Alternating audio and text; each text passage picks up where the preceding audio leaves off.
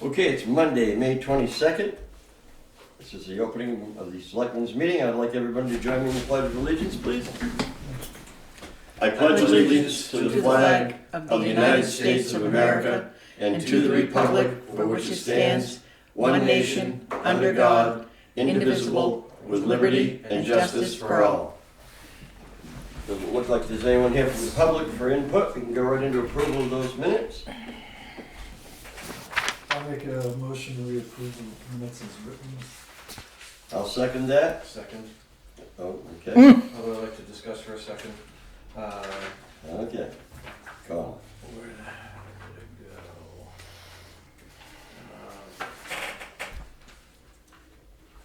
did it go? I just saw something that should have been capitalized.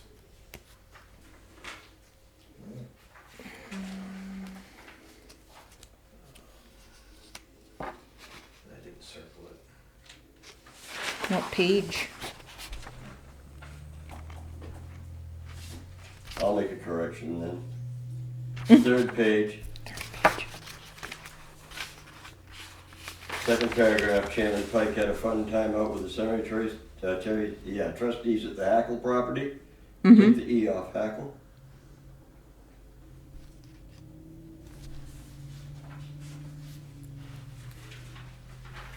I don't know what it is. I'm good. And we have a motion to approve as correct.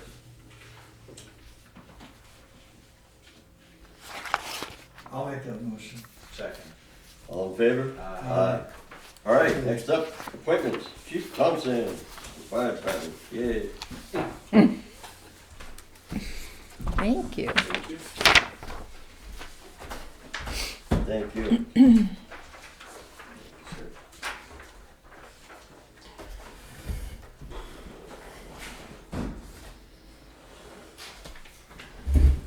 So you have the usual breakdown in front of you. We've done 60 fire calls, 95 EMS calls, 36 service calls, and 2 special details, for a total of 193.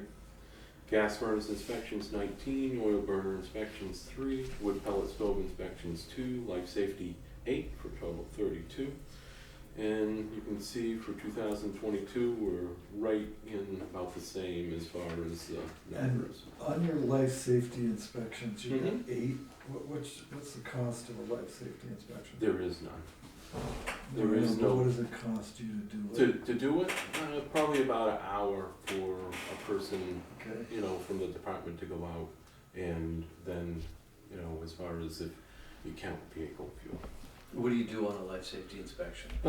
So life safety or any of the inspections, we go out, so like when Jack does COs, we go out and we look at the smoke detectors, double check the windows, emergency exits, test detectors, and make sure everything is in place as far as that goes, and then sign off on it. When we're there, we also do, if the place has a furnace, we will go through and check the furnaces and inspect them at the same time if it's a new residence. Other life safety inspections could be like a restaurant, such as the Birch and Vine in Melvin Village, or anywhere that has whatever amount of people as far as gatherings and stuff like I'd that. like to ask you a hypothetical question. If in the future we started having either an ordinance or some kind of permitting for short-term rentals, Okay. my biggest concern for those would be life safety inspections. Would you alter your life safety inspections, or would they be consistent with what you already do? What do you mean as far as, there's a certain amount of things that, All the that things, go along with all the life things safety. that you mentioned, Yeah. current smoke detectors, Yeah. Carbon monoxide if they need them, windows, means Yeah, of it's- egress, fire extinguisher. I think if rental property should have a fire extinguisher. There's a certain amount of things that are required as far as rental properties, in different areas. That would be something that we would just have to obviously go down through, make make sure that we're 100% up on it and go from there. And we need to charge for those inspections. Yeah, because in a period of time, it's gonna be a lot more. We'd have to make the availability as far as people, going out. But do you think an hour is Yeah, fair it's to usually an hour. do an inspection? What usually, as far as the CO inspections, they go fairly quickly. Unless you end up having to fail them and you gotta go back to re-inspect the different stuff. That's when I feel that they should be billed for the different things. But, other areas are starting to bill for, like the oil burner inspections, gas burner inspections and stuff like that. If I know that is something that is coming in the future, I can collect information Right, so what, if you have a failure on a life safety and then they call you back, you charge them? we do not right now, but that's something that we probably, if you've gotta go back to somewhere, that's taking another, hour from your time and Right. travel. And when you do like a camp? Yeah. Do you do all the cottages? We go through, Cabins? that would be another area where you go into life safety. Those take hours Yeah. to go through. We go through every building that is Right. there at the camp, to make sure that their smoke detectors are working, all of their fire extinguishers are, up to date, their hoods and their systems in their kitchens have been inspected, emergency exit signs, the whole works. Are you charging for those? No. Right now, the fire department doesn't charge for anything, besides that if we do reports for, a fire, motor vehicle accident or something like that, then there's a certain fee for the reports. Otherwise, we do not charge for anything unless you're, you came forward and said, hey, the town is gonna be doing this. Are you consistent with other fire departments around? I don't think there is any consistency as far as departments wise. Okay. There are some departments that are charging, some departments that are not, and probably most of the departments are not. But I can, obviously I can go through and find out exactly which departments are charging, what they're charging, and go from there. Well, certainly if you felt that it was impacting the budget in a negative way, Yeah. I would expect you to. Yeah. And come to us with that. That would be Okay. good. At the moment, I guess we're hanging in there. Yeah. I don't see that we're doing so many of them, at once that it is, draining the town of money as far as that goes, but Yep. it would be another source of income, I guess. Yeah, I If look you're at looking it, at that. yeah, a camp can't operate without an inspected Right. facility. Yeah, that's a But state they're law. not like an average taxpayer. Right, So if I had to have you come to my house and inspect my house, right, I wouldn't expect a fee because I'm already paying a lot in taxes. Camps don't pay anything in taxes. okay. So that's where it's a different kettle of fish. And as far as the short-term rentals are concerned, I think that's just an inevitable. I mean, at some point in time, somebody's gonna get hurt at one of these places, and then we're gonna end up spending time in court, Right. even though I doubt we have any liability, but We have no policy to be violated. Yeah, we, there, It's, right. I mean, I'm sure that there's hundreds Yeah, in town on this. Oh, as far as sure. it goes. And if we ever get to the point where we do adopt something like that, the first couple of years are gonna be tough. Right.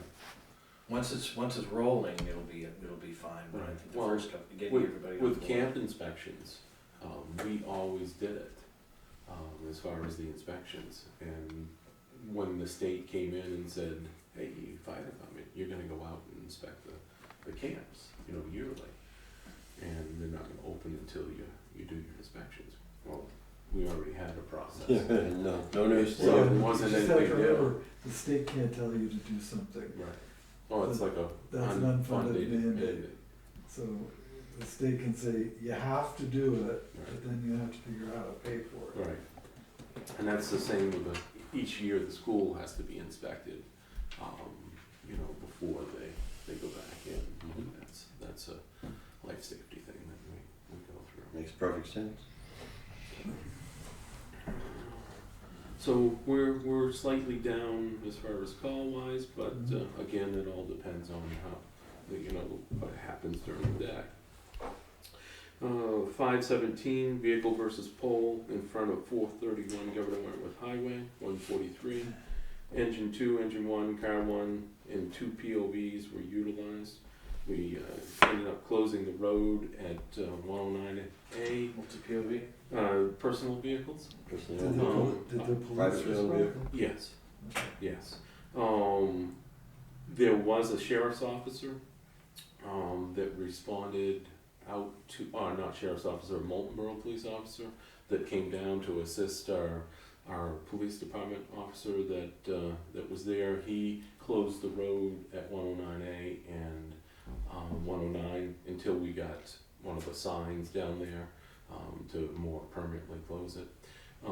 In Melvin Village, one of our firemen that wasn't at the scene, you know, initially brought the second sign down and started sending people up High Street.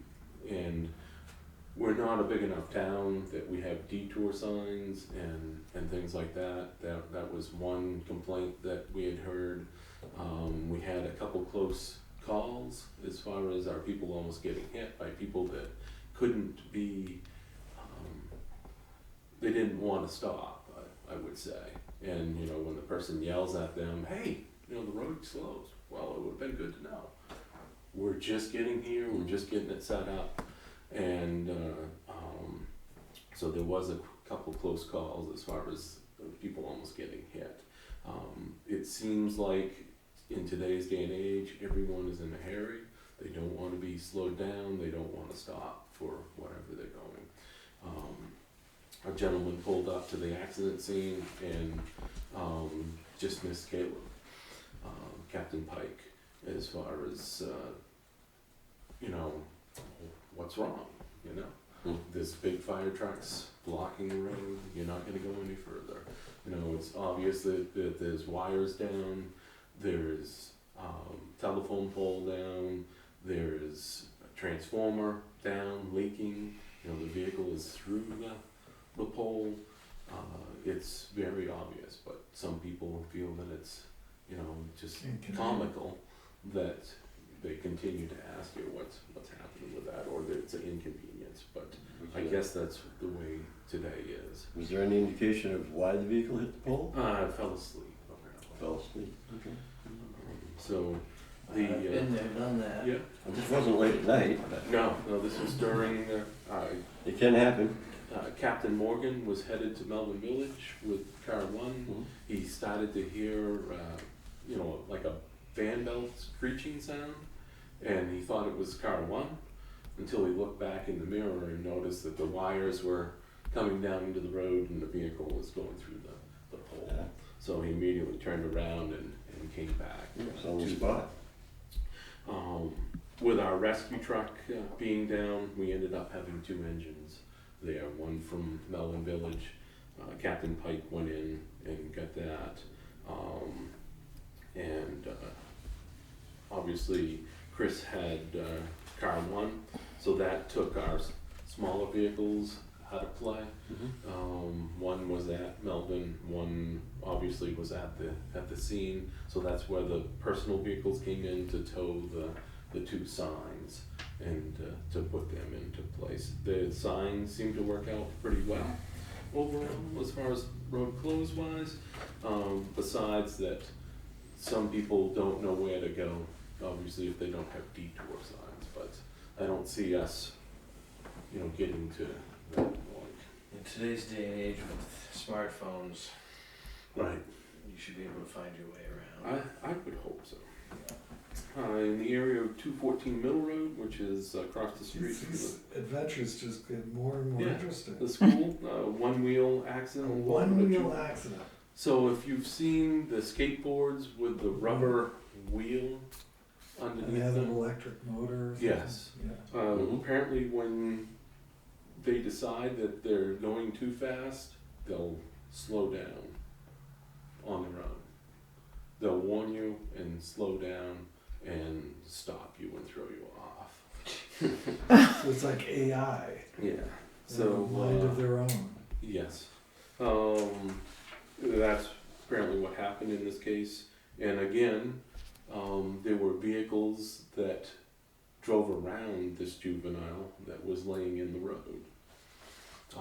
And the Well, third that's vehicle, good, they didn't go over him. the third vehicle stopped for him. But he was transported to Huggins Hospital by Stewart's ambulance with our paramedic that was there at the scene. Luckily, there ended up being just minor injuries, but our medic went along in case he needed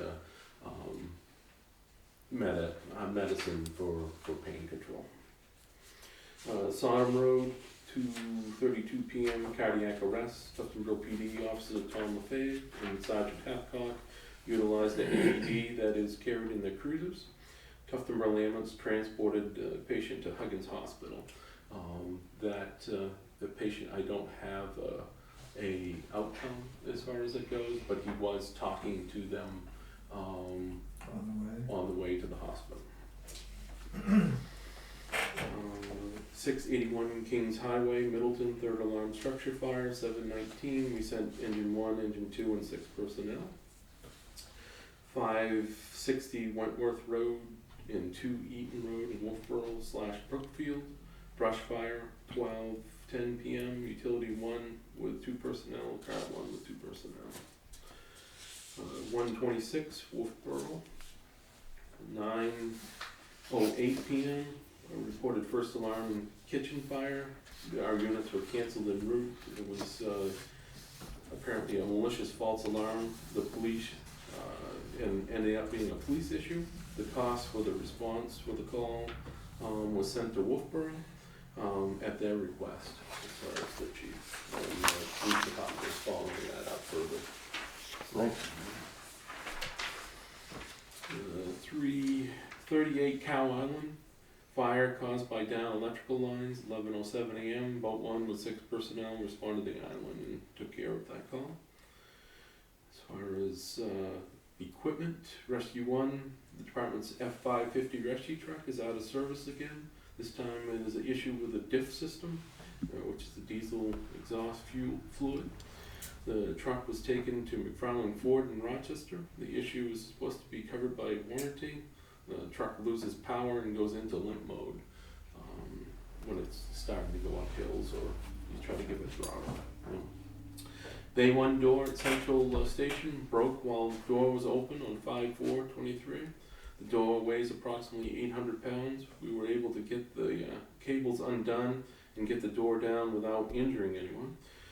Concord Overhead Door Company came out at 5 p.m. that day and repaired the cables and rewound the large springs, and the cost was $1,012.50. What broke? So what happened is that the cables, something happened to them, and one went off its pulley up on the top, and when that happened, the other side went, and everything got kind of like wound up. Okay. So the door couldn't go down, and without those springs in place, the door is very heavy. We had, with the help of Jack, we had enough ingenuity and people there that we were able to get it down to the point, because we have staging and stuff like that at the station. When it starts coming down, it wants to slam. It was our rescue bay. We just left the rescue outside until they got there to take care of that. They consider that a emergency type situation that they came out. They found a guy that he got out at 5 o'clock or whatever it is, but he ended up coming up to us after he finished up another job. Your bays are in and out, right? You can drive in one side and out the other. Well, we can with two. Two.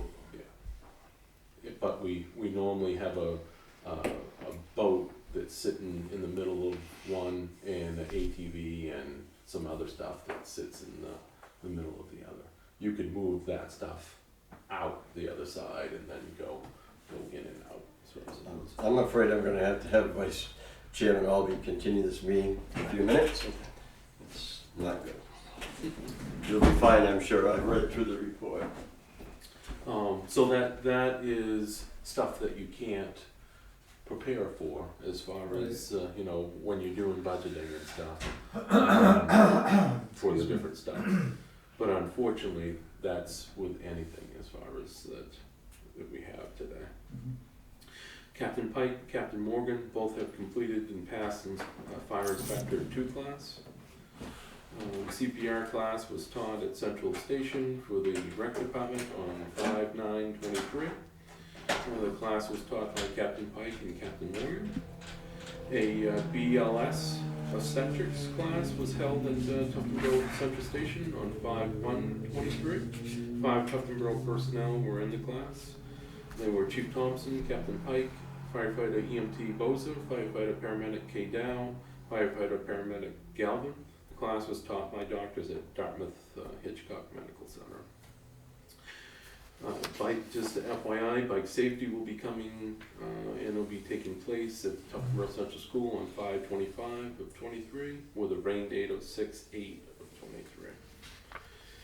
And this was the Captain Morgan started full-time in the department on 5/16/23. He spent most of the first day completing fire department full health physical. And I gave Kathy the results as far as drug testing and for the records there. And we will have further results as far as all the health screening and stuff that took place with that. He's hit the ground running as he's been with our department for 15 years as a call member, and he comes from Laconia Fire Department where he had worked as a firefighter EMTA for 9 years. And there's just a breakout of what it would have cost if we hired someone from the outside, which was a total of $23,407 that we didn't have to pay. Captain Morgan needed no training prior to being released to work daily with the department or response with the calls, as he's already qualified to run every piece of apparatus and everything that we have in the department.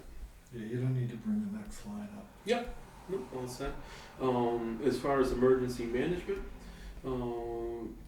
we may have missed applying for a storm reimbursement for December 22nd with a winter storm due to a email issue. Not receiving emails from the Department of Homeland Security, and I'm working on the issue and still not receiving them for some reason. Is it them or is it us? I'm not sure if when we went to the new email addresses, if it's excluding some different That's areas. spam. And I haven't seen anything in the spam as far as from it. But I know that some of the vendors were being included as spam as far as it goes in the past. But Yeah, well, if it's them, you have a chance of appeal, but if it's us, yeah, I'm hoping it was them. you bring us around. And my other question, as far as the Melvin Fire Station generator, was there an outcome of the meeting with the bidders? Not yet. And if we haven't come to a decision, I probably would recommend that it get rebid and we go with at least a 14 kW. I think that We're supposed to be, Tim was supposed to be coming in, right? Did we say that we wanted to talk to Tim too? Mm-mm. Yeah, I'm pretty sure we did. We said we wanted. I know that you mentioned that in the video. We wanted to give Tim the opportunity to speak in front of us as well. Oh, for the TA. Yeah. For the, Which he did for the. No, Generator. Scott came Scott came and in. talked to us, but we figured we needed to give Tim an equal opportunity Okay. because his bid was different. It was for a different size. It was a Yeah. 10 KW. So, would you invite Tim in? Mm-hmm. Thank you. Now you can tell me enter quote on a 14 kW. No, you can't change his quote. We already did. If we were gonna consider Tim, or, what's his name? Scott? Todd? Is it Todd? Scott Thompson. Scott. Yeah. If we're Yeah, gonna they- consider his bid, then we've changed the bid. Cause he's not gonna bid on a 10. He said he wouldn't even do the job at a 10. And how did we advertise it? We advertised it for, you know, a backup generator for it. Yeah, I don't think. They went out to look you know, at whatever. Right, But they all came up with a different KW. right. There was a 10, So we there didn't. was a We 13. didn't We left it specify. to the Yeah, the, vendor to make a recommendation. Well, then we don't have to change it. We can accept any one that we want. right. Right, but we had, the last time we talked about it, we wanted to give Tim, was it? Tim Christian. Tim Christian, get the opportunity. Right. Yeah. Right. But now he knows publicly what, Well, he might if he looks at the video. well, it's out there. Yeah, I think all three are out there as far as it goes. But, it's not going to hurt my feelings if you put it back out to bid and request, for 14 KW with that. I think that there's enough money that was voted on Right. at We town can meeting accept to any do bid that. that we want. That's right. We don't have to, We're not constrained by anything when it comes to accepting the bid. Right. Our only further, I think, my feeling at the last meeting we talked about this was that we just wanted to give an equal chance, Right. but it's not necessary. If you don't think it's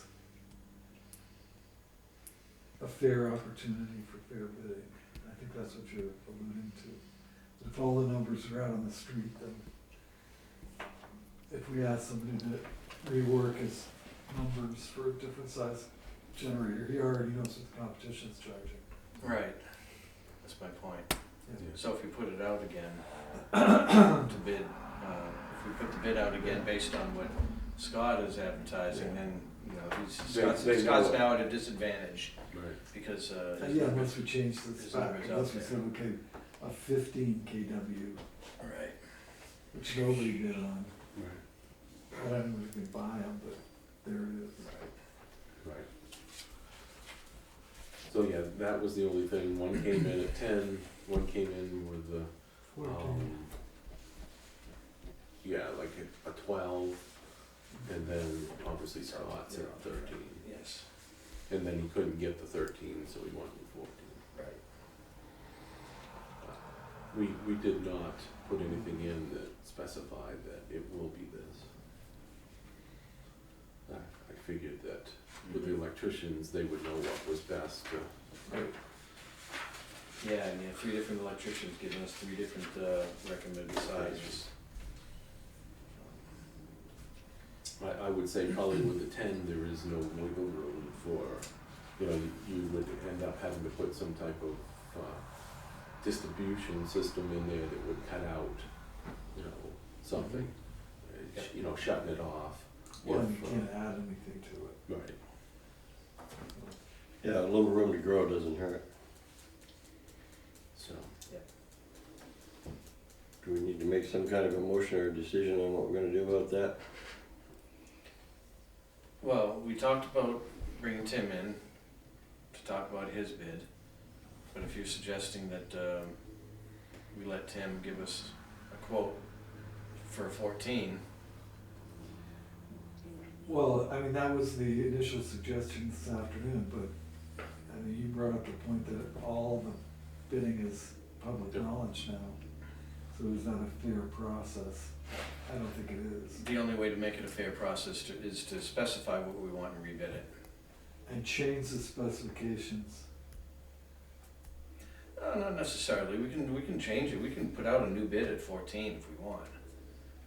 I don't think you've changed anything then, because And Thompson's gonna leave his bid alone, that's what he bid on. you assume that he is.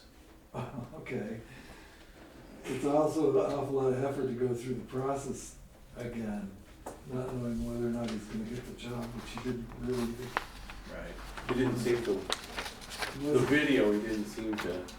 Wasn't Yeah, too well, worried one way or the other. Right. It wasn't a life-threatening I mean, I situation. don't have a problem, I'm gonna make a motion to give it to Scott Thompson. I'll second that. Let's vote on it. Hold on, second, can we discuss? Absolutely. Okay, whatever generator we get from whoever we get, I want an automatic testing timer on it. Okay, That wasn't included, so if you wanted to rebid it, we could include that in the specifications well, we to, would want that from anybody. from anybody, that's right. So that's just a contractual amount, it doesn't change anything, It changes the bid. only by the cost of that switching device. Sure, but it changes the bid. Does the switching device cost the same for each one of those? Yes, Okay, so it doesn't change the bid, it changes the price that we end up ultimately paying. yes, So if you add another $300 to each bid, that's what we end up paying. correct. Right. Still a level playing field, so to speak. Yeah. So it's my understanding that,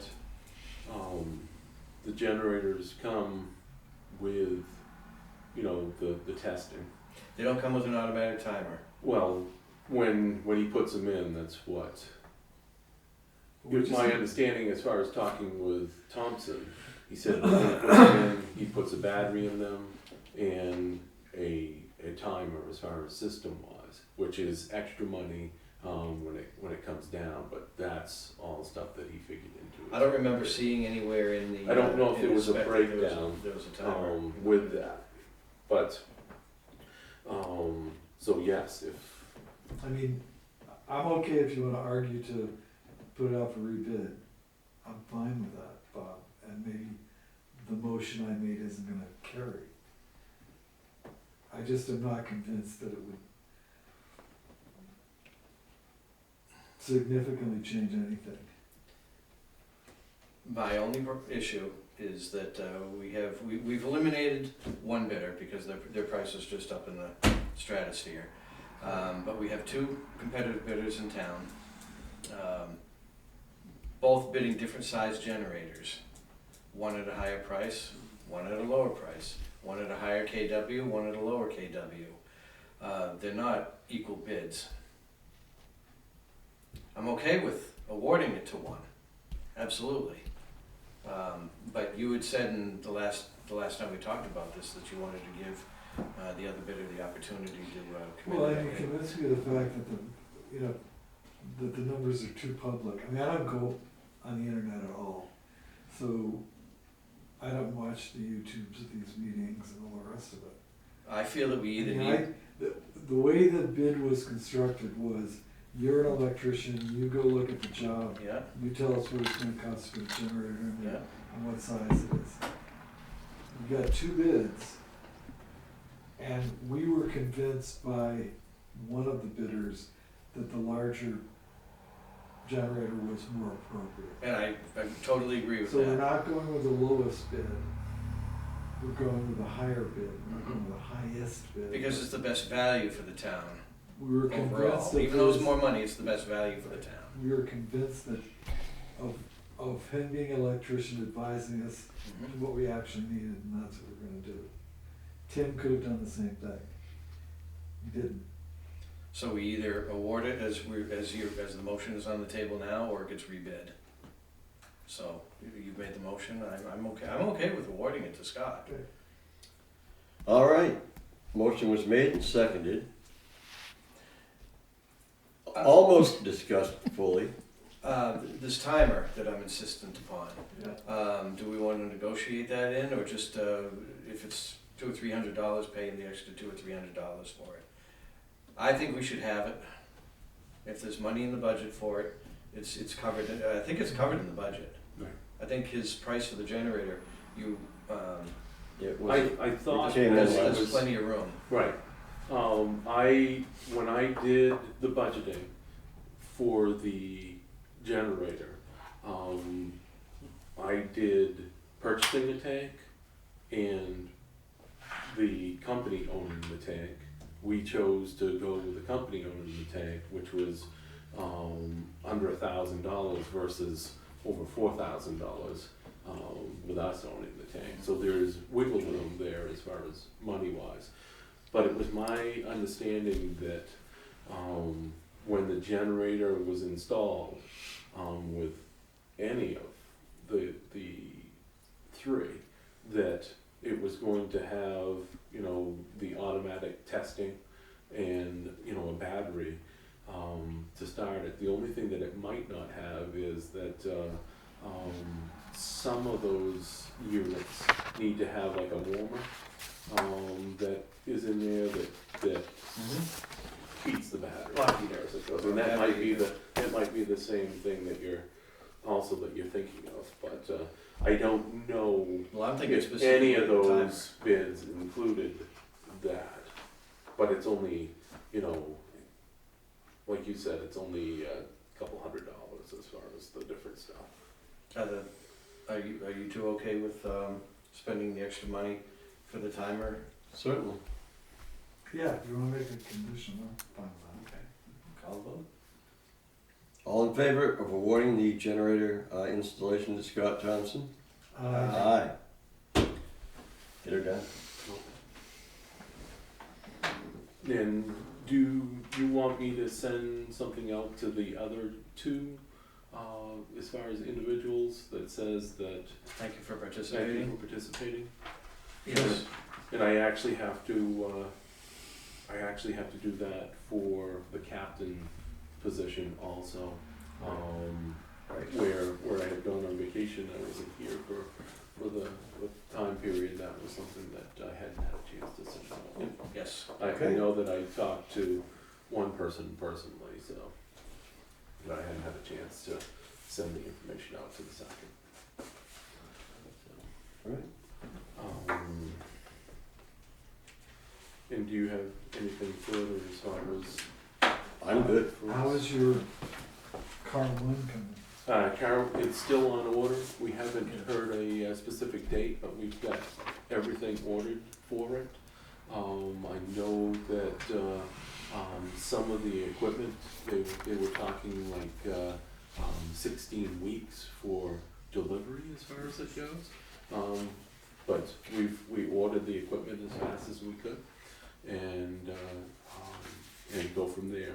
You can't really order the stuff not knowing, you know, if the town's gonna vote on different things, but once we had found out, then, and we found out specifically what vehicle was gonna happen, we went from there.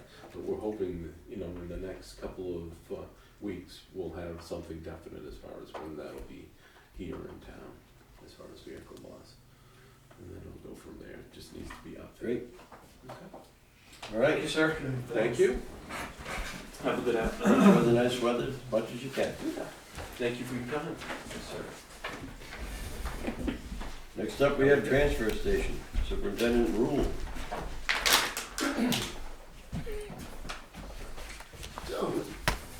Right there.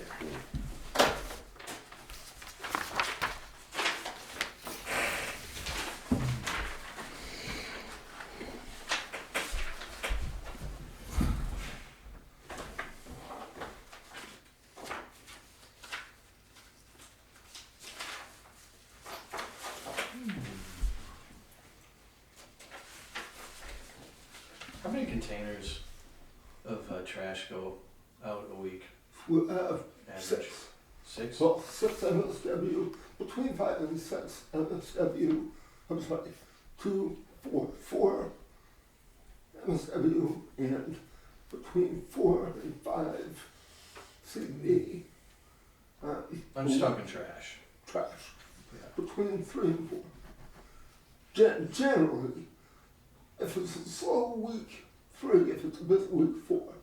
And then come summertime, that could, like, if it's a holiday week or a busy week, sometimes the week leading up to 4th of July, the week after 4th of July, we could end up at 5 after the pull a container, but usually it's 4. Come summer, it will be 4 every week. So down here on the bottom part, where it says solid waste, that's your trash? Correct, You did 10 for the month? correct. Okay.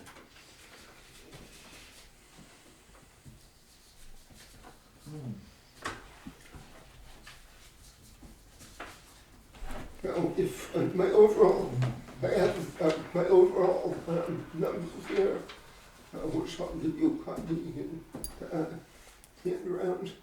My numbers for 23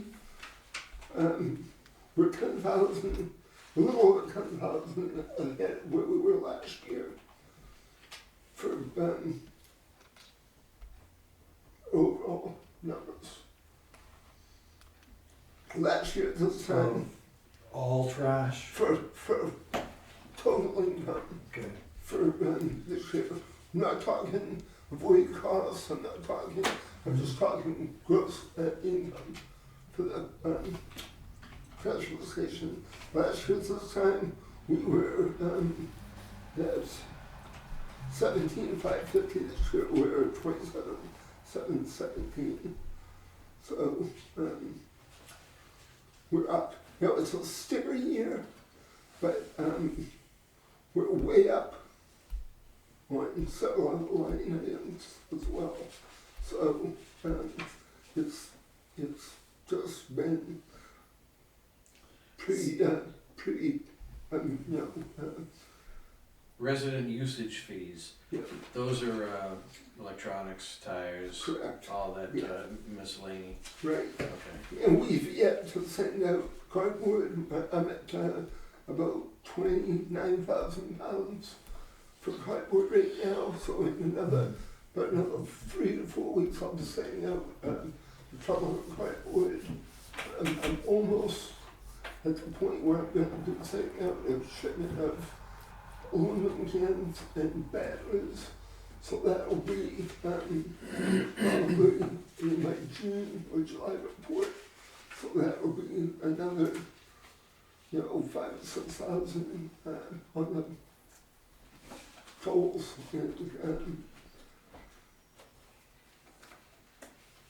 So So it's those will be reflected on the report. So your C&D cost is at $97.44 for the year, $9,744. What the CD? Or $95.19, I don't know which one it That is. looks like for the month of April. The CD. The CD for the month of April was I guess it is the one. 97.44 was for April. Okay. That was just And your April. income, For April yeah, was 17,960. So we're still a little bit behind for a month. For the month of April, we're behind. Right, On CD, 200, not even $200. but overall, yeah, it is $2,000. but bottom line, for the year, we're ahead 10,000, You're ahead 10,000? correct? You're not ahead that 10,000 on C&D. Not that I can see. I don't know, I could be wrong too, Chris. But not probably not in that single line item. Yeah. I mean, I'm just wanting to see how close we are on the cost of C&D versus the revenue of Right. C&D, because we're doing that by Right?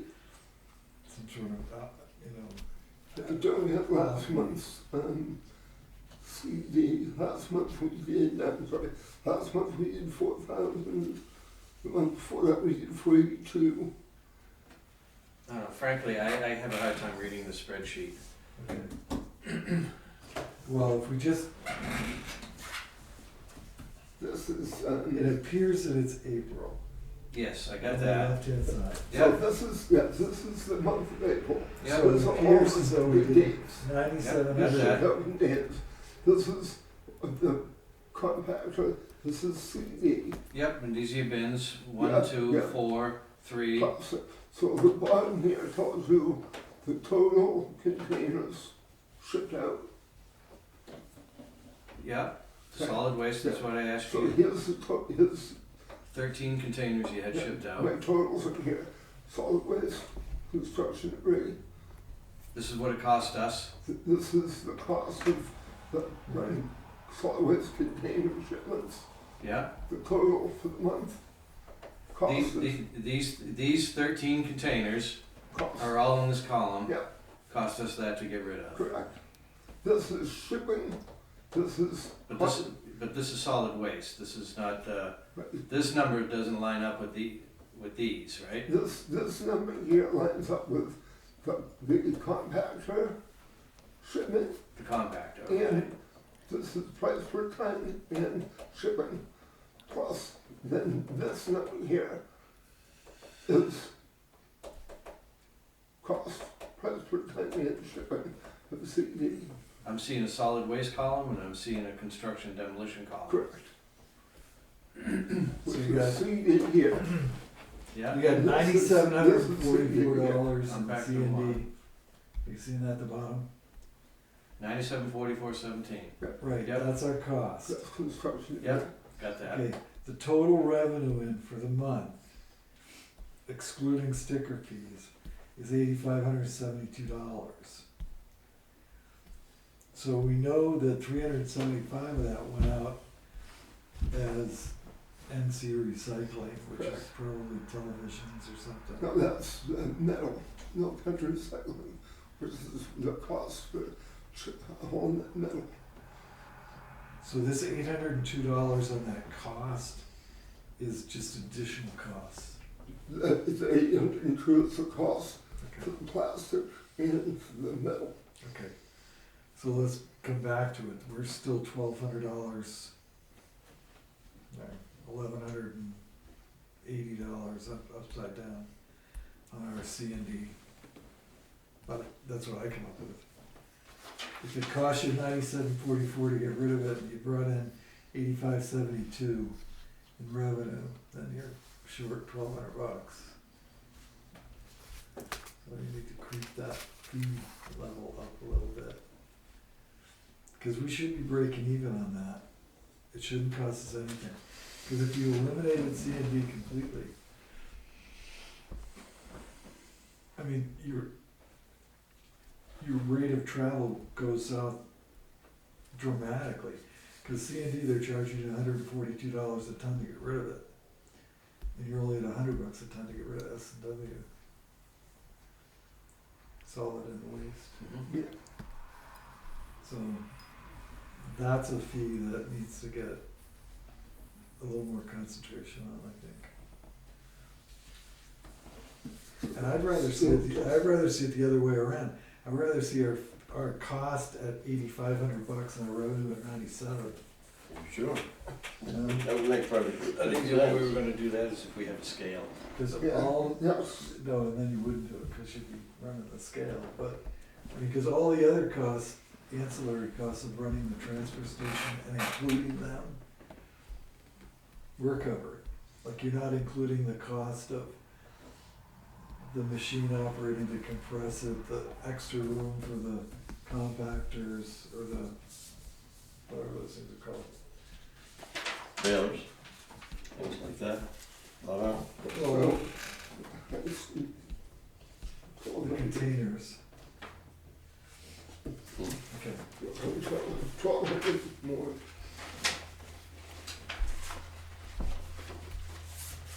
If you had a scale, where would you put it? Beside the building. It would require the public to work harder, but yeah, they have to go around the building at least twice but it's not my problem. If I want to use the facility, it's the onus is on them. Right. No, I agree. I don't care about that. And I would put the scale, Kind of like right in front of where you park your pickup truck? no, I would put the scale at the end of the building, and I would put the screen in the office with the print, with the tape printer. So I would come in, go around the building, go on the scale, weigh, go down, and go back around the building, go on the scale, and it would print the ticket. And then you have to come back around and So pay. you got that gross weight and tear weight. Yeah. Mhm. Because then if they would do it there, because it's up to them, it's not up to me. Right. If they want it done, they can take the time to do it. It's the thing, I mean, we're getting crushed up there right now with the CD. We filled 5 containers week before last. We literally had to pull one out and transfer in to get through the week. And why are they bringing everything here? Because they can't put dumpsters on their sites. It's, Well, a lot of That's what they say. because it's cheaper. Yeah. It's cheaper to dump. No, it's profitable. It's not that it's cheaper, Cheaper for them. it's that it makes them money. Yeah. You know, if I'm gonna tear your house down, I'm gonna put it in my trailer, I'm gonna take it to there. You know, all of a sudden I'm charging an extra, whatever it is, $50,000 to do the house down. Disposal, sure. You know, it's a profit center, it's nothing more than that. It wouldn't do it if it we was. went up, I mean, after we talked last year, and we went up to $300 for a trailer, Mhm. and it's still, Yeah, cause they're just adding it to the bill. Right. Well, it's cost of doing business. you know, No, it's the cost of building my house. but, so, and we thought that maybe it would discourage people, but it's just given, It hasn't. it's given more, you know, yeah, we've got these $300 dump trailers coming in, and it's taking more time to crush the stuff down. And the brush pile, if you guys have been to see the brush pile, it was spent $6,000 last year. I had that guy come up from Alden and grind that pile up and get rid of it all. And of course last year was the worst winter that we've had since I think the ice storm in '98. But from March till now, 1st of June, that pile is as big as it was from last March to November. And it's not even summer yet. It is enormous. We're not even into the summer yet. It's But who's bringing, I mean, all I ever see, if I only go up every other week, all I ever see is the, little gray-haired guy with a little trailer pulling behind a Subaru. Oh, absolutely. We've got a guy, and we joke about it. It's a little guy that comes up with a little tiny Toyota pickup truck. And I don't know where the brush comes off his property, but every Saturday he comes up with a little Yeah, pickup truck load with a bunch of it wood. adds up. And he's like, I've been cutting brush. And I'm like, where are you getting this stuff? Cleaning up the woods. Cleaning up the woods, like Joe. The other way you could approach this, I'm just gonna throw this out there, is that when people get a building permit, and let's say they're gonna reshingle their house, you put a disposal fee in the permit fee. If they get a building permit and they're gonna tear down the house and put up a mansion, you get a disposal fee in your permit costs. Just charge them up front. That was the fee. I mean, we need to cover our costs. Oh, absolutely. And the other thing that would do is if you don't have the permit, you don't get to dump.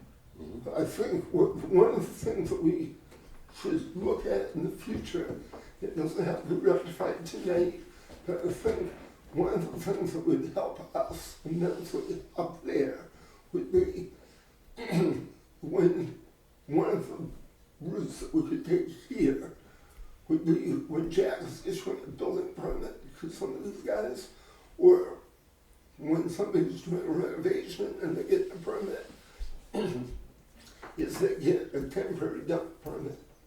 So we know that this stuff is coming from customer. Right. I thought Clay had a form that the homeowners were supposed to make out at one point in time. Maybe he just talked about it, but. And we asked, we try and keep people on the honor system, so stuff coming from customer, and they'll say, yeah, we're going to drive up at, Hidden Valley for, Whoever. whoever. Yeah. But, anybody can say anything, and we just have to try and believe them. But, we don't have Matt, and we don't have the, Right. Well, that's a good idea though, is getting a temporary C&D dump sticker. If you don't have it, then you don't get to go there. it's like, so. Well, that would at least ensure it's coming from Tufton, bro. Yeah. It would be helpful. It's a start. Just a suggestion. I think I'd be charging more for C&D. You need this Again. more. So we'll just try Bump and it up. When you become profitable, then we'll talk about lowering the rates. Right. Okay, well, we'll just keep bumping it a little bit until we start. What are you charging now for a trailer? Well, we've got that chart and we can just, I'll bring that in again next meeting. We'll just keep adjusting it, but I have a matrix, 4x8 trailer, 5x10 trailer, 6x12, 80, 150, 200. Yeah, but see, you're charging by size, but you're paying to get rid of it by the pound. Well, right, but then we charge by singles, by the square. My matrix is set up very similar to Marlboro and the other towns have scales. I base my matrix off of their matrix, what they use with scales. So it's pretty close to what they use Yeah, it's a rough without guess. having scales. Educated have guess. to- Right. We have to run at this current deficit revenue for 5 years before we even get close to the cost of the scale. So, the numbers didn't work for a scale the last time we looked, but we can look again and see if it Oh, works. you make the numbers work. You charge enough to pay for the operation of the scale and your return on investment. Right. Unfortunately, there's annual costs. I mean, there's quite a lot to doing that. I mean, the people that have scales have them open all the time so they can get revenue for weighing all kinds of different things. And we weren't willing to go to the point of having the transfer station open 7 days a week so people could weigh their trucks or weigh commodities. Right. And maybe we Yeah. should look at that. On another interesting point, do we have any type of another attempt at a different schedule? Well, not at this moment. Okay. I'm still pursuing that. I didn't get a good one.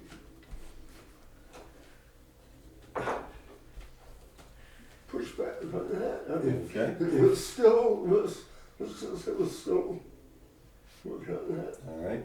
Well, I might want to warn everyone that right around the 1st of July, if we haven't at least seen something that we can try to work with, we're going to have to do it ourselves. Yeah, And it may not be as well received, but Or do nothing.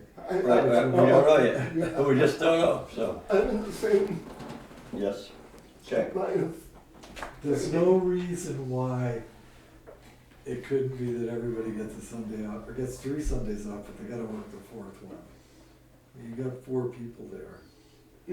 Your biggest caveat, it seems to be that you've got guys that don't want to work every weekend, but they're willing to work some weekends. But they still have to get their 35 hours in. So I think, just my humble opinion, is that you add a day during the week that you're open, And that will allow you to have a rotation of sorts. How that rotation is up to you guys, but Right. I think that's a good avenue to look at.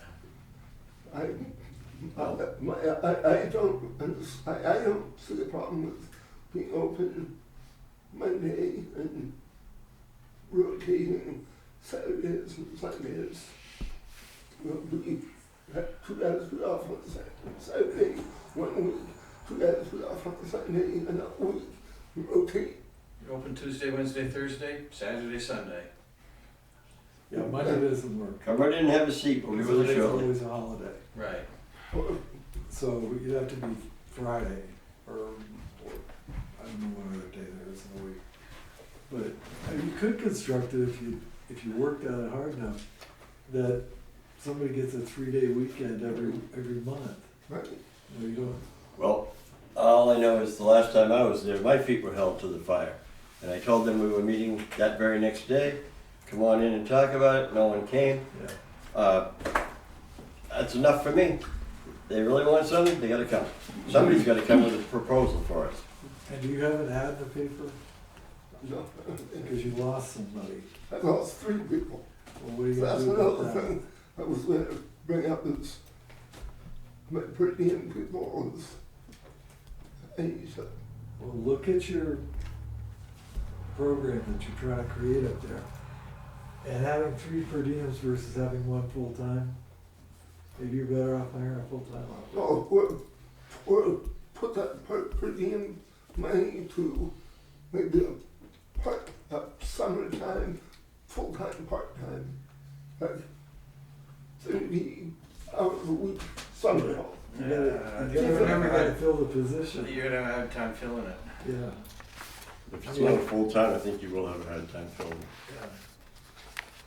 But, I mean, look at your budget, look at what you're spending on per diems, calculate what it would cost to just put a full-time person in there, reschedule everybody, so you have 2 people on all the time, everybody gets a weekend or 2 off if you're not. I think it can work. Yeah, as well. Whatever it is, you gotta have at least 2 people on. Yeah, I agree, totally. It's a safety issue, Just for doesn't the it? safety, Yep. Right. Backhoe, I put an alternator in it, I put a tension bearing wheel on the thing, I'm getting ready to put a radiator in it, there's all things that need to know about. I'm starting to make lots of maintenance, just to get up to speed on that. And the new compactor, New compactors in, it got installed Monday. Fantastic, it ran all week without a hitch. Of course it did. It's gonna be replaced. Paper, we've been getting a lot of, inquiries about mixed paper recycling. I've been doing a lot of work on that lately. We still haven't kicked that off. I've been working with Bonnie at NRA. We cannot find a vendor for mixed paper. She did 2 weeks of research. She cannot find anybody to haul mixed paper. Nobody wants it. Nobody wants it. The only thing I can do is use waste management. Right now, the best I can get is they'll haul it to the same fee that they haul other containers for. And we can either buy our own containers, which will need 2, one to haul, one to keep, so that we can switch, or we can rent them from them at a little over $500 a month each, plus hauling fees. And I think all we're going to do is take it down and put it in the landfill. It's not going to be recycled. Right. So all it's going to do and is, there's no way to use the containers that we currently have to do. no, we have to have more. So all it's going to do is a feel-good exercise, Why would it cost us more to have more containers? because we need more. We No, I know, but they charge us for the haulage, they charge us for the tonnage. Right. But we don't, we have a finite amount of containers now. We need more. We can't, we need more. We don't just from- supply the containers you need. No, everyone that we have, we use. Right, I appreciate that. Yeah, but we would need more. We would have to rent them for specific use. And they have to be clean, Yeah, all the ones, really clean. all the ones Oh, that we have, they're in the contract. Your wrapper from your Pier 19 meatball sub is unacceptable. Pizza boxes, Pizza not box, acceptable. anything with grease and that, no, that's, So that's not paper, that's So- cardboard. No, it's paper. Oh, the paper. paper ones. Yeah, because they're not, the other thing is cardboard is corrugated. right. So all that stuff is gone. Yeah. In theory, Yeah, I'm no, not I sure was in this thinking is situation that it might be a difference, but If it weren't, in theory, you're right. if there weren't an expense to it, we could create a paper recycling bin and see what the real activity would be. Yeah, but you can't even get anybody to pick it up without having to pay for it. I think the three of us agreed that we would do it if we didn't, if it didn't cost us anything. Right. So if the Yeah, paper 'cause was in the I know. compactors, we're paying for it. You're paying for it anyways. It's just, we need to, Now, if I could get it, if I could pull it out of the MSW, like in theory, like I want to, and put it into a separate container, have it hauled and recycle it, that saves $70 from here, and Right. put it here and recycle it, and right, it would be good for the town. But if I'm gonna pull it out of here, and still pay $98. And it still ends up in the Still landfill. the landfill. You made people feel good, and they don't even know what's going on. That's exactly right. It's not helping, you know, Nothing. anybody. Not changing a thing. No, okay. It's just being shipped in a different container. correct.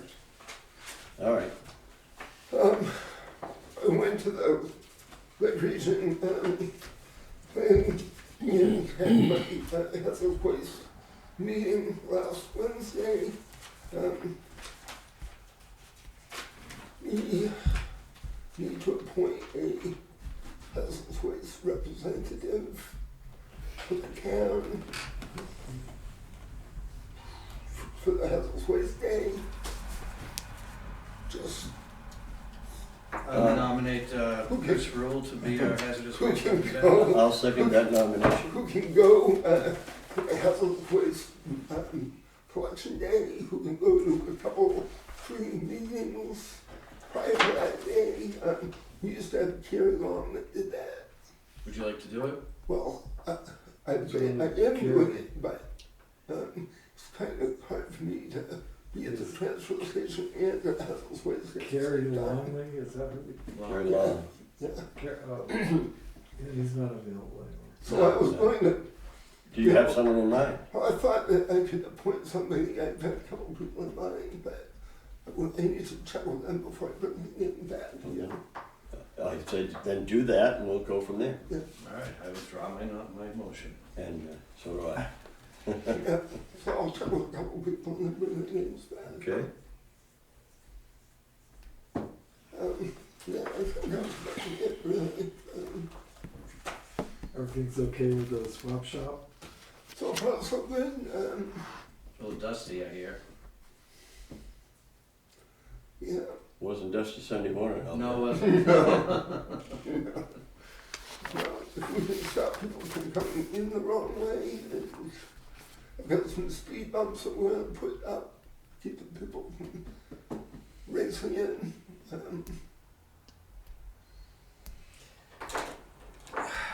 I know that there's a stop sign up at the top when you're leaving, but is there a one-way sign? Yeah, do not enter one way. Yeah, Okay. it doesn't matter. We've got three. People don't read We've signs. got three do not enter signs down the bottom that go this way, and people still come in. Turn around as well. They can't stop at four corners, much less read a sign. No. Right. So, yeah, it's, Well, life at the transfer station. it's You knew the job was dangerous when you took it. yeah. Oh, yeah. I've seen some. Anything else for Chris? Chris, you got anything else for us? All right then.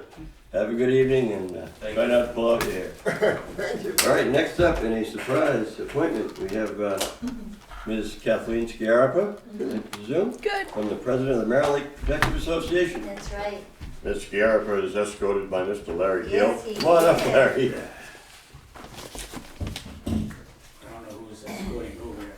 Well, it looks like you've had a bad one. Yeah. I'm real familiar with this whole thing here, of course. I Yes. even had the geosyntech report Oh, yes. Okay. from years ago. Oh, that's really great. Right, Yeah, that makes a lot of sense. right. Well, I was, Uncle Ben Ladd and I did a lot of work over there. You did. And Yeah, you so, did. yeah. You always have. Quite Yes, involved with really it. great. Really So great. this is in reference to a grant. Yes, and I apologize for the late notice, but I was not aware of this until a few days ago, Mhm. that this would be our best option. After I went to the water summit on 2 Saturdays ago and met Forrest Bell, FB Environmental. Okay. And we were chatting and he connected me with his project manager, Laura. And then Laura and I had a meeting and she walked me through what our options were. Because that geosyntech, we've done most of those projects. Yes, I'm aware of that, So time to update it. yeah. Sure. So, and right now, all the lakes in New Hampshire are having cyanobacteria problems. And so, you know, everybody's getting on board with what we did a long time ago. It's early yet. Yeah, Yeah, very early. Not warm weather really yet. yeah. Getting there, but Yeah. So anyway, this June 1st pre-application deadline to the New Hampshire Department of Environmental Services is looming. But FB Environmental will help us prepare it. Of course, I wanted to kind of walk you through that process because I sent ahead what we want to do in the project and how we want to improve the lake, but that doesn't really address what would be your main concerns, which would be what's the money part of this. So this is directly from the Department of Environmental Services, and it explains this revolving fund. And essentially what happens, and I have all the contact people here.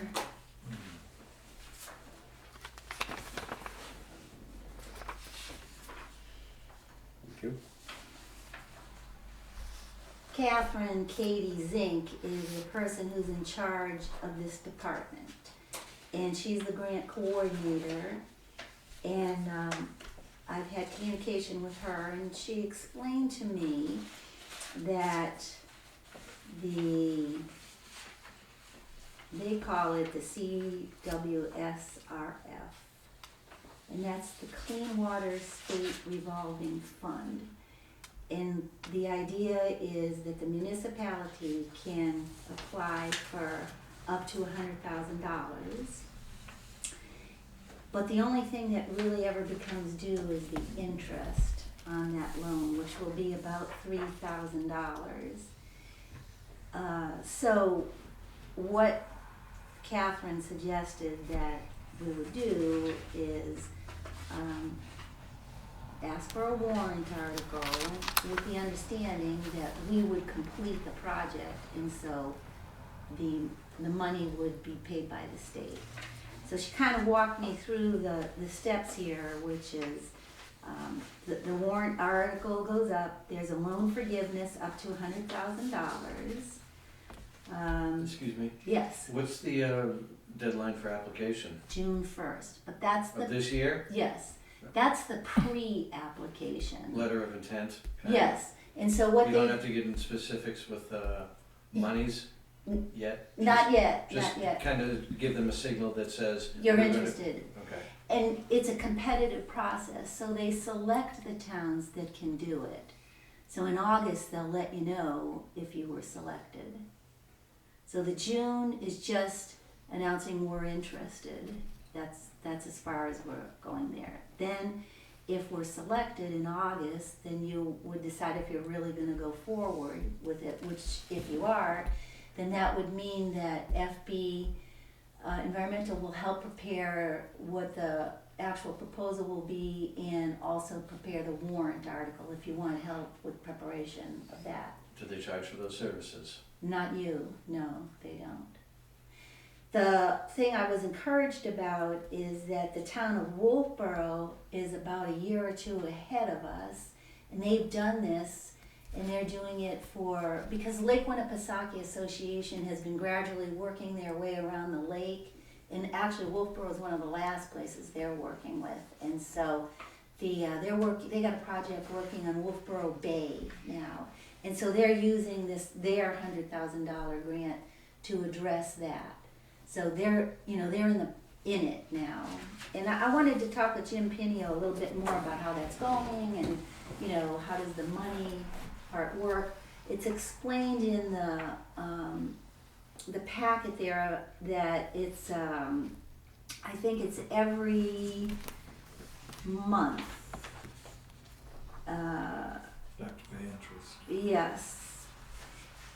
About the interest part of it, my thinking is this, that it's going to be, in the end, what they said is that, this is when I talked with Laura Deemer from FB Environmental, and she said what most places do is they just pay a lump sum at the end, and it's usually between $2,000 and $3,000.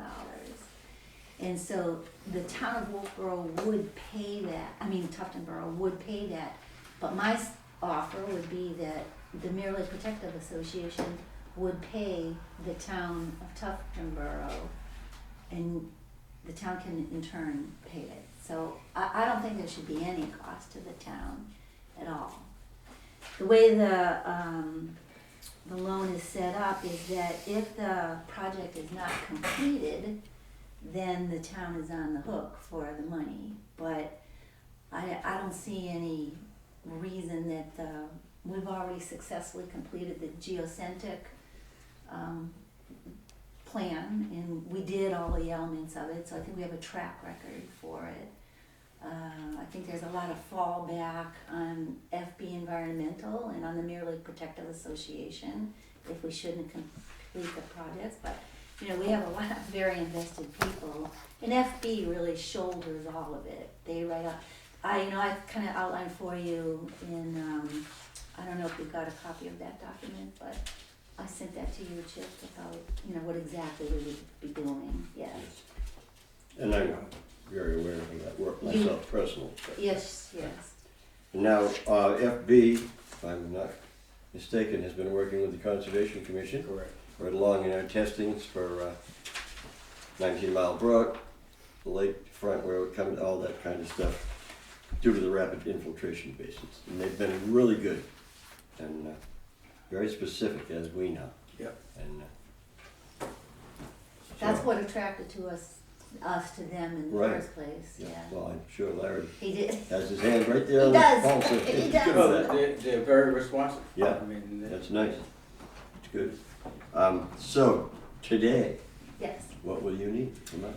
So, I think today what I'd like to have is in your minutes that you are approving unanimously to go forward with the pre-application. And if you agree to do that, then I will let Laura know that that's happened, and she'll spend the next 2 weeks prepping that application. When it's done, she'll need a signature. And that would be before June 1st. Yes, before June 1st, 2 o'clock. So the obligation you would have is to sign it and submit it to the State Department of Environmental Services before 2 p.m. on June 1st. Could some of this money be used for groundwater testing? Yes, that is one of the elements that they talk about in the preparation. The preparation is pretty open, and is that listed in there? Isn't that listed in there? Groundwater? I haven't seen it. yeah, I don't know. Oh, maybe not. There- Environmental management systems, watershed management plans, nitrogen and phosphorus load reduction plans. Yeah, that's, I think where our focus is going to be, Yeah. is on that. We had talked about collecting sediment samples. Mhm. We had, there could be a groundwater component in it, but I don't really know, I don't have anything that I can say, okay, yeah, we definitely would need to do that. Well, I think it's Conservation Commission has groundwater testing or well water testing. You know what I'm getting at, don't you? If we need additional groundwater testing around the landfill, Yeah, but that doesn't really, Yeah, that would be a different doesn't come into this. plan, okay. yeah. Yeah, it can't hurt to ask, to put your name in the hat, right? Exactly. Oh, yeah. All right. So let's just say that we unanimously approve the pre-application process. Then we need to draft up a letter. I don't think so. I think Laura handles everything. She said all you need to do is provide a signature, and then the town of Tufton Borough has to submit it. So I think it's, So she would get us packaged. She does the whole thing. and we've got a week basically. Yeah, but it's her that has the week. You do nothing. If she's Well, it has to late, get back to us, and then we have to submit. sign it. Yeah, sign it and I would submit it. make a motion that we authorize you folks, The Mirror Lake Protective Association. Mirror Lake Protective Association, to proceed with, you wanna call it a letter of intent or a I think it's called the pre-application. pre-application? For- To continue with the pre-application process and authorize, the chairman of the selectmen to sign on behalf of the 3 selectmen. And I'll second. it's called the Clean Water State Revolving Fund. Right, that's a big mouthful. It is. All right, any further discussion on that motion? All in favor? Aye. Cammy? Yep. You're gonna have to be on the lookout for this lady Laura when she sends us up here, and let me know as soon as possible so that we can get everything submitted on June 1st. Is she emailing it, do you know? or- I would presume so, yes. Okay. Yeah, she'll email it. So you need to give her my email Oh, address? yes, okay, great idea. Good idea. Selectmen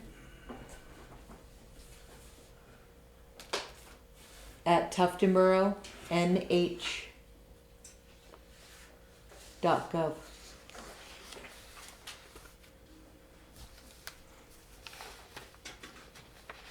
All right. Kenny, do you want a copy of this background information at all? Sure. I mean, it kind of, I put the names and Mhm. contact people, the main people who are involved. in Okay, this, perfect. Which is, So that's the FB woman, Okay. and then that's the person at the State Department, Catherine Awesome. Dinkett. So it'll go to Catherine. Yep. Sampling. We went around with that. That was gonna be in my selectmen's updates. Okay, okay. Yes. I'm very excited. Thank you for doing that. Well, you're welcome. Thank you. It can't hurt to ask, can it? It No. doesn't. No, It not at doesn't. all. No. And I know No. the effort that was gone through previously, Yes. and it did help a lot, I know. but more is needed, obviously. Yes. And like you say, and every body of water around here's got cyanobacteria. It's to what level it becomes the real issue. Exactly. Always going to happen. And then the blooms are the real bad ones. I know. It's just waiting to come out, as we know. I know. Not And good. they said, they're saying our bloom situation is very oddball because we keep getting different kinds. If you'll see that first little report where the 4 blooms are listed, see, I never paid much attention when they actually said. Is it this one? It's or a, is it no, the black and thing I white? emailed you, it's got a little chart of our blooms. I saw you. So when had they it. have an advisory. Oh, it's here somewhere, the state Yeah, floating around. But identifies what the various forms of cyanobacteria. it's one in black, all in black and white. dangerous than others. And there's like 4 or No, 5 of them that's the one right that there. have bloomed and been the dominant. see, I know, We have different, all of they them? name them Yes. now. Well, Right. there's a They said that's gazillion not. of them in there, but the ones that It's we different have types of have not been cyanobacteria. consistently the And same. apparently, odd to have all Why these is different it types. triggers. Usually it's one or the other, or one of these. This one goes back to 2014. What Yes. does that mean? That- Advisory issue? Yeah. That's when we, You first saw it? not first. 2008. Well, they saw it before that, but really started being concerned in 2008 when the whole world erupted about cyanobacteria. And this is also when we're trying to do our Langs Pond Road project. Mm-hmm. And in conjunction with all that, we had a committee formed, the Mirror Lake Watershed Committee at that time, which Larry ended up coming in, I don't know, we had had it for a while, but Larry volunteered and came in, and and indeed, that's why the spray fields got shut down. That's why RIBs came about. I mean, it's pretty obvious where it was coming from, huge amounts. The big deal is that the state's requirements for phosphorus especially, okay, are all being adhered to, but cyanobacteria really flourishes at half that level. So even though we'll say a town is meeting the state's requirements, they may be feeding cyanobacteria like nobody's business. Who tests our beaches? The state would. But they don't, They're The not- state is but not. they haven't been doing it as often No, now. They're because- not gonna do it at all this year. They're- Is that, oh, is that right? Yeah, they're not gonna be testing the beaches. For cyanobacteria? No. Again, So that's why I'm asking you, you might wanna know, you might wanna consider, if you want the beaches tested, come up with a program. Okay, Mhm. okay, yeah. Well, we, the Lake Coast program that we managed, that was, the 2017 one was, the Lake Coast that spotted it. right. And those people are looking at boats, basically, generally speaking, to make sure they're not bringing in stuff, and they spotted the cyanobacteria blooms in the water. So they had sharp eyes. Mhm. But, Yeah. good. Thank All you right. so much for Well, thank your you for coming in. support. Sure. You'll like it too, that one of the things that they'll do in the new thing is go back to all the old projects Right. and see if they're still operational. Do they need to be repaired? Did they divert the way they should be? Right. I like that. There was, in the geosyntech report, they spoke about maintenance of rain gardens and things like that. Yeah. And it does need to be done periodically. They Yeah. get, sand comes in, whatever might happen, but Yeah, it's great to do the project, but Yeah. if it's no good 5 years later, it's kind of a waste of Exactly. everybody's time and effort, so. exactly, Good. exactly. So that's All right. step one. Yep. Go back and check. Well, thank you very much. My So pleasure to much. meet you, man. Nice. I know nice that to guy see well you. enough. Thank you very much. You're welcome. This is really great. We'll get Thanks. that out as fast as we can. So let her know. I will. Cammy's Cammy will the call me. one. Yep. All right. Thank you. Maybe it'll be in the check signing. Thank tomorrow. you. You're welcome. Have a good night, Larry. Okay. You too, man. I'm just You gonna can go right check. up. You're staying here. Yeah. Okay. Can I go to Yes. the store? Oh, you stay. Okay, next up the signature file. The fat one. All right, first on the list here is a yield tax levy. Tax map 50-12, comma 14, comma 15, comma 16, and the yield tax due is $6,155.33. I think, have a motion. I'll move that. Second? All in favor? Aye. That's a fairly substantial amount of money for a change. I Today's, thought you were gonna say $61. today's the 23rd, is that right? 22. 22. All right, is that one? We have a current use land change tax collector's warrant here. And I don't see. It's right on the first page, 41, Oh, it's 316. map 41, there it is, lot 3-16. And the amount is $18,000. Apparently they're bringing this out of current use, so a substantial amount of it. Need a second signature.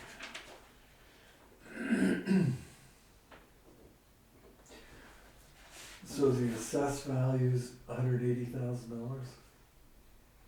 How big is the lot that they're taking? One moment, please. Couple.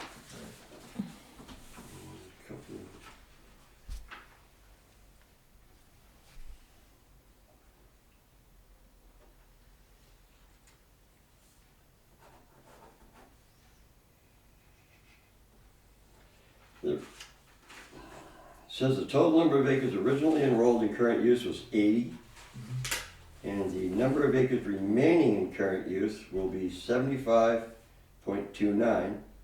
They're going to take out 4.71, 4 acres. and 180,000 was the assessed value. So, do I have a motion to sign? So moved. I'll second. All in favor? Aye. Aye. And this is a two signature as well. Crap. I did it wrong. Sorry. I'll do it So the other it's way. 10% penalty on the total assessed value, or just what they're taking out? The value of what they take out.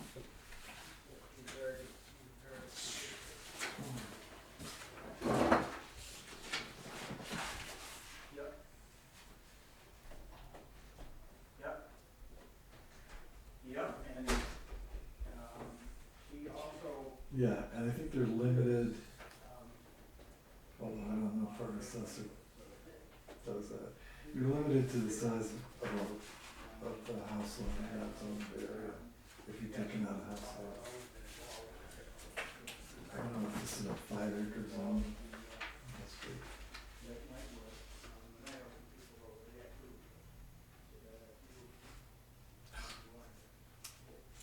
All right, we have an abatement recommendation with a lot of paperwork to go with it.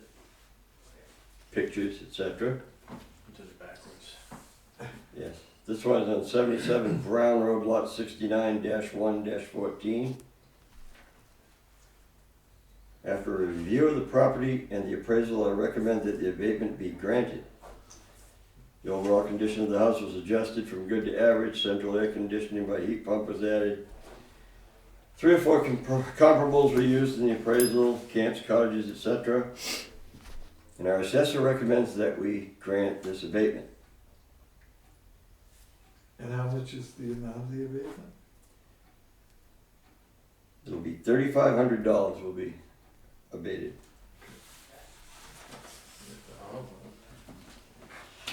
I'll make that motion. Second. All in favor? Aye. Aye.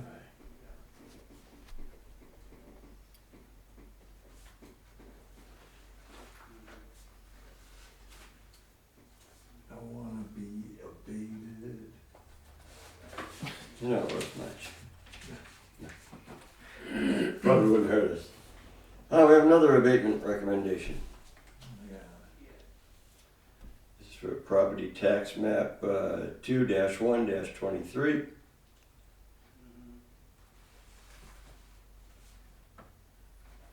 Living area has been overstated on the assessment record, so there was a little bit of confusion there. So this assessment abatement would be for $52,100. How much was it overstated? A The lot. previous assessment was $555,100. The revised assessment is $503,000. And the reason for this is there's a cathedral ceiling that wasn't noted. It was done as a living area, and that the area as well, the second floor being unfinished. So apparently I had to go back and look at it, actually go inside and look at it instead of doing it from the outside, maybe, I don't know. But it's recommended that we approve it for $52,100.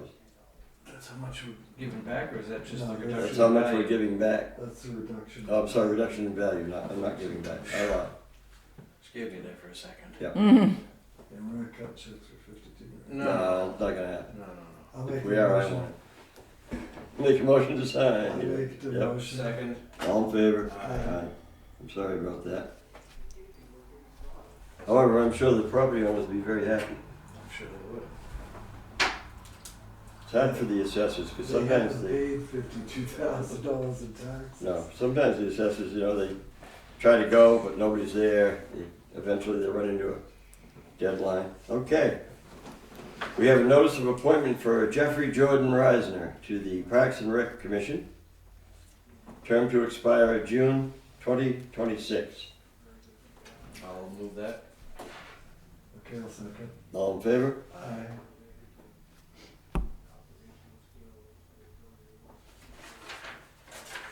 Then we have notice to appoint, or appoint David Dauphiné to the Budget Committee. He just stepped, to the budget. He To the stepped Budget down Committee.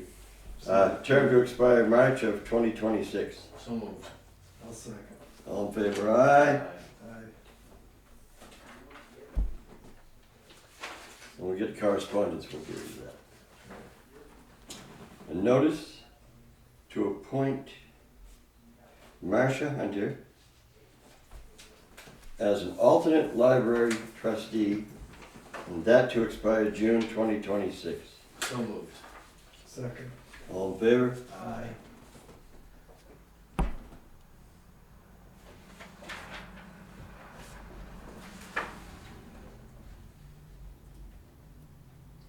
And we have one to appoint Robert Spur as an alternate member of the Board of Adjustment, and that term to expire 2026. And I'm gonna make a motion on that one to sign. I'll second. All in favor? Aye. Can't have a whole glory, Bob.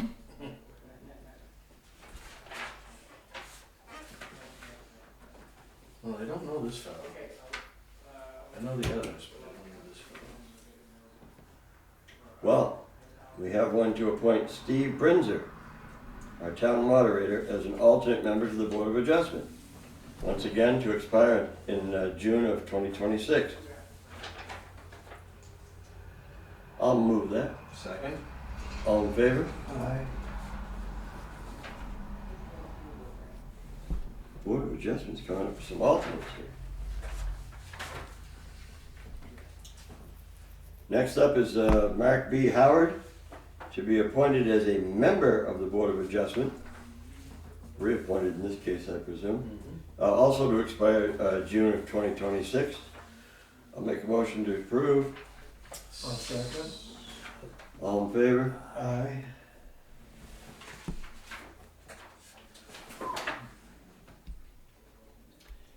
Next we have Amy Stockman to be appointed as a member of the Board of Adjustment. Again, expiring June 2026. So moved. Second? All in favor? Aye. Aye.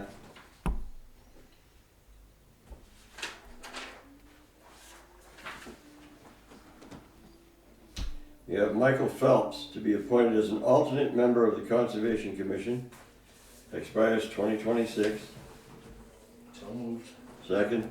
All in favor? Aye. Aye.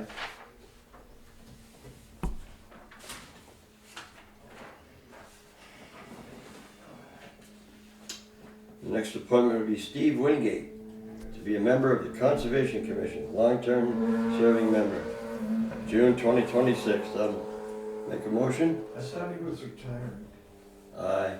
He, aye, he stepped down from the Lakes Region Planning Planning Commission. He still wants to stay in the Conservation Commission. Is that an aye from you, Steve? Yes, Steve, Chip, no?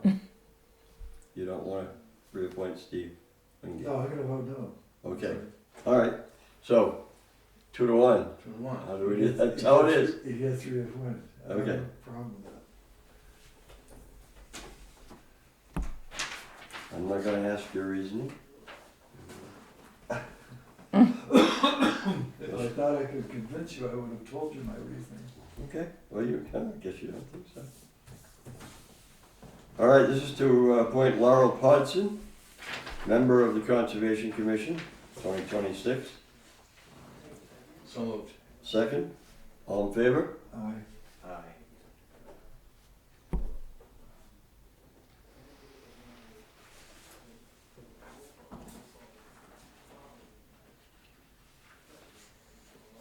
This is pretty much everybody.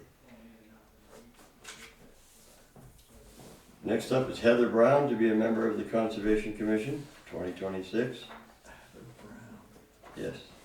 Nice young lady, lives on Brown Road, and they bought George Palmer's house. Ah, yes. Okay. So moved. Second, all in favor? I work with her mom. Seems like a very pleasant young lady. Ooh, here's a different one. This is to appoint Jill Cromwell as a member of the Capital Improvements Program Committee. Do I have a motion? I thought she was calling in today as well. So moved. I'll second. All right, all in favor? Aye.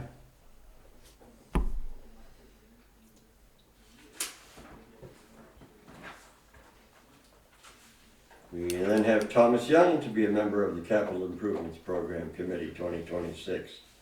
I'll make that motion. A second. All in favor? Aye. Aye.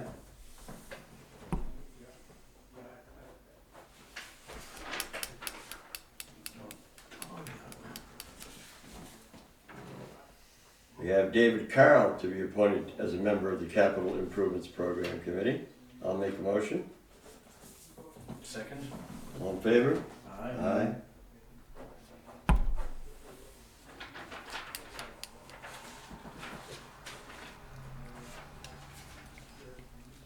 All right. We have a right of burial.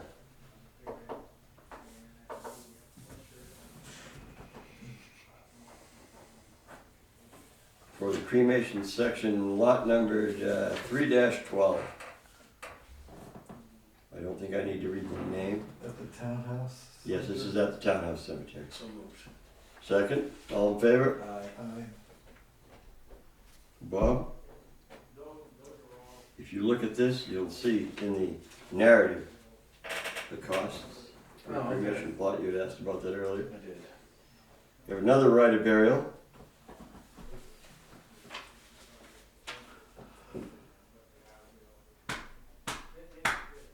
This is going to be, again in the cremation plots, lot G, number 66.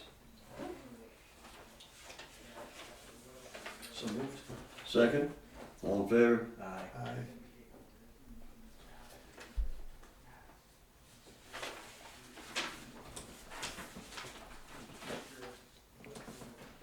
And we have a corrective right of burial.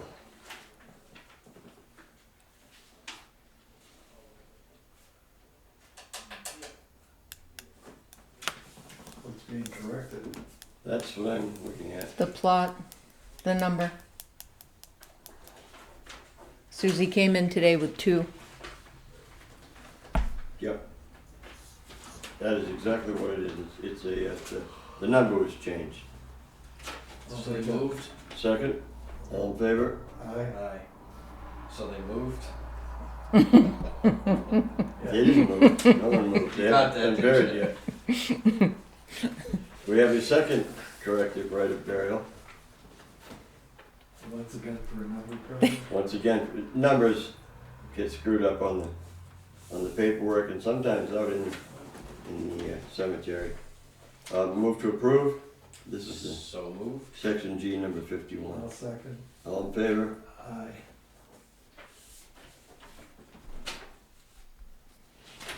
I don't want to go into a long dissertation, but some of the things out in that cemetery are a little weird. Even a lot weird.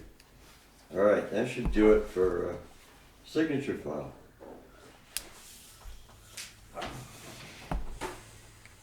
I'll just put all that back together for Karen.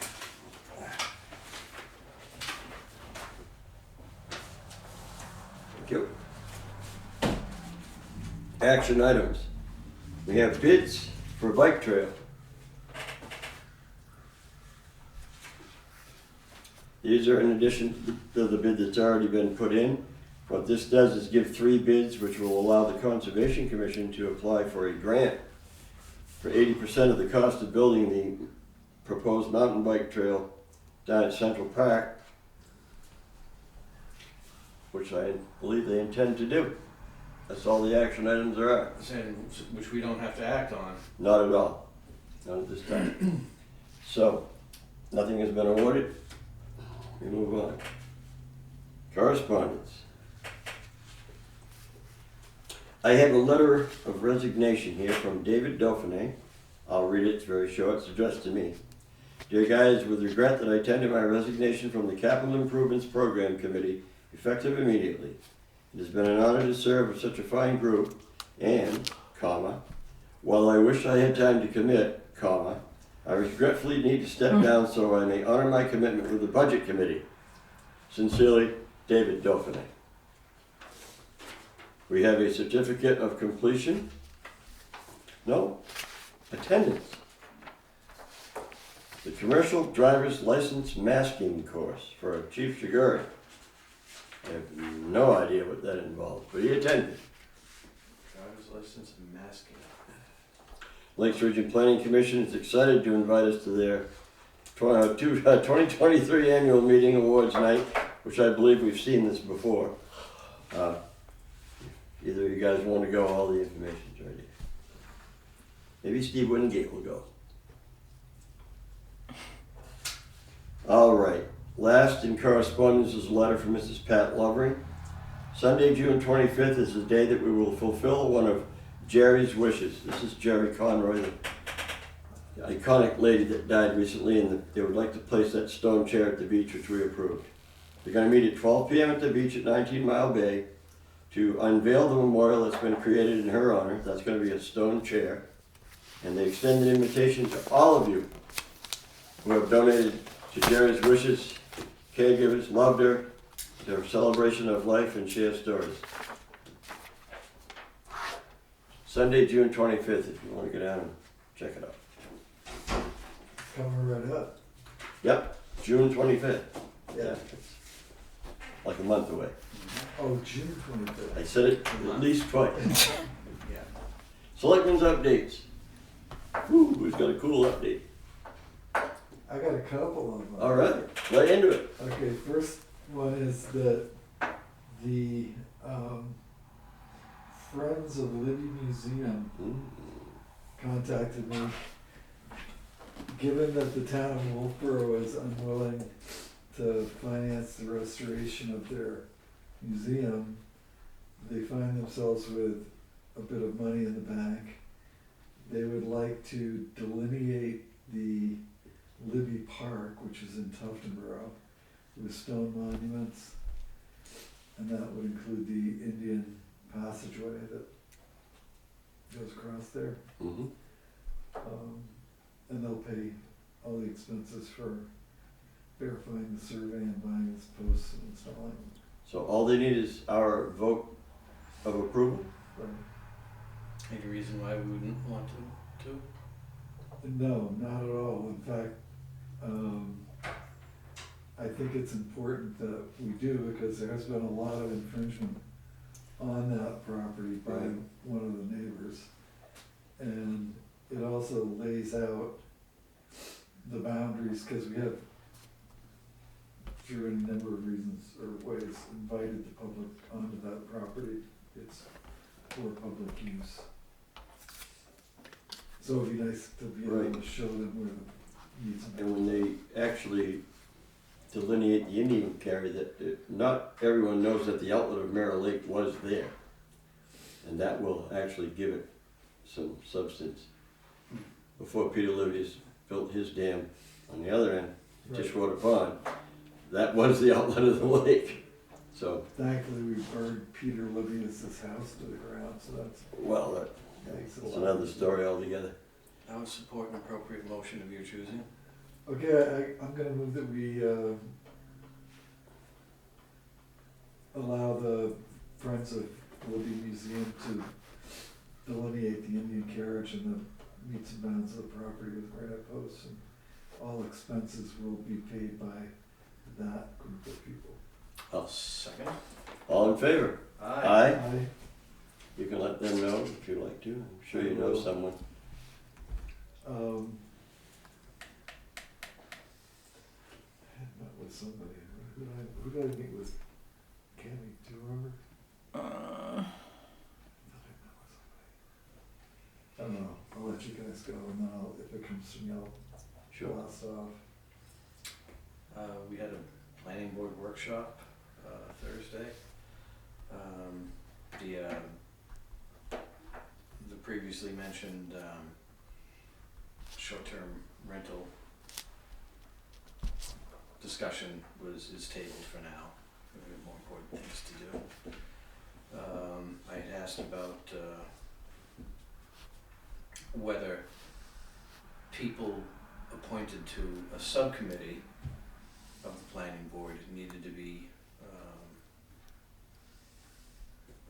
Appointed? appointed by the selectmen.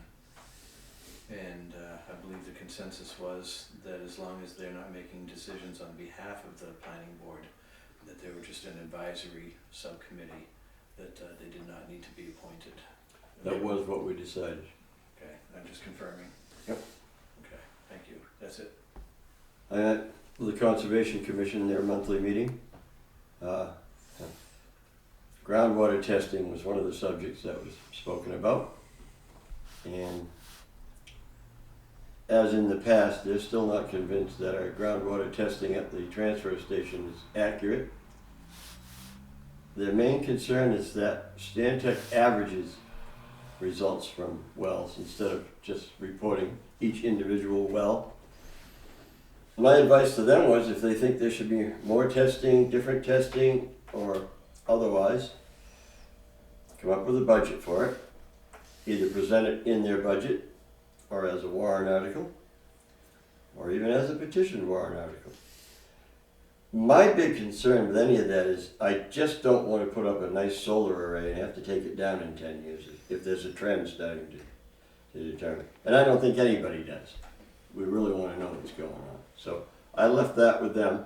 I don't think it's unreasonable to ask them to do that, and it may have to go before the voters, however they want to do it. But I don't know. We've got, there is budget for water testing at the transfer station. Yes, but I'm not sure if it's enough to do to the extent that they want to Well, I'm do. not sure that, you know, that's the open checkbook analogy that I love to use. What testing do you want? That's why That's what we need a recommendation that's for. what I'm asking for. Not just test until you find something. No. Come up with If a there's a, procedure they want to do, right, and then come up with a budget for it and tell us. well, we have in the past fit that within the budget for the annual testing that goes on up there. We're gonna have to look at it once they come up with a proposal, aren't we? Right, we need to know what they're looking for. But that's fine. If when they come up with a proposal, then we have something to work with. But right now, we don't have any. But that was my suggestion to them, was bring it to us. I'm not gonna tell them to do anything. I can't. One moron sitting here, trying my best. Well, I think you gave them sound advice. Tell us what you wanna do. What do you figure it's gonna cost? Yeah, and we'll meet with, I'm sure at some point in time, meet with our engineers that do the testing. I would, in that case, I would recommend that anyone or all of the Conservation Committee express their opinions to them as well. It is an important thing, that's all. Again, I don't wanna build a solar array and have to tear it down before Well, it's I paid just for know that itself. we did test it, but within the scope of Yep, my being a selectman this Right. time around. And they came back with no finding a problem, so. We tested again, maybe it's bigger, maybe it's different, I don't know. I don't either. Without testing, we won't know. Test for PFAS, and I don't know what the Oh, Lord have solution to mercy. that is. Well, you wouldn't wanna test this room for that. It's everywhere, it's in everything. It's like, if it's man-made, it's pretty much got PFAS in it. Yeah, Did you do any more work on solar, by the way? I did, and we're meeting, I think, the first of next week. Was that what you wanted to tell us? Yeah. No, Okay. it wasn't. Thought I might And also- prod you a little bit. Who are you meeting with? The people I from did. Sandwich, the group? No, we're meeting with, the three of us. Oh, A okay. little subcommittee, Okay. so. Good. And then arranging the meeting with the co-op to try to get that number figured out. Mhm. We have to kind of settle on where we wanna be on the rates. So Right. That's good. that Okay. wasn't it, though, it was something else. Really, that's the last thing on the agenda, other than other business, which you may suddenly come up with. Some other business. Well, whatever, I don't know what you want to I'll say. send you an email. Okay, right. You know how they're likely to get that. That being said, we have a motion to adjourn? Well, our next meeting is not next Monday. Our next Correct. meeting is gonna be the 5th, correct? June 5th, Yes. Monday the 5th. So, we're not well, next Monday is, Memorial Day. Right. Right. So, is that gonna give, well, we gave Guy the authority to sign, so. we don't have Right, to worry I about would, that. I would, if this goes well, it has to be here really quickly. I would hope it'd either be on the table with the checks for Thursday or Friday, or even possibly, well, we gotta have it by 2 PM on the 1st. I'll do what needs to be done. If I have to leave work and come in and sign it so you can email it, Cammy, I will. Okay. But I would hope we'd have it by the end of the week. Yeah. I have the week off, June, 5th, the week of the 5th. Ah. I've got that whole week off. So my daughter's getting married on the 10th. Congratulations. So the 5th, we have a selectmen's meeting. Normally it would be at 4:30, but I'm amenable to it being at 9 o'clock if you guys want it at 9 o'clock. Fine. Yeah, I'm up for that. Yep. That's a Okay. good thing. And the 6th, you and I are going up to Lancaster. Is it still on for the 6th? Yeah. Yes. Okay. Yeah, Right. driving up to Lancaster. So that's- Nice race.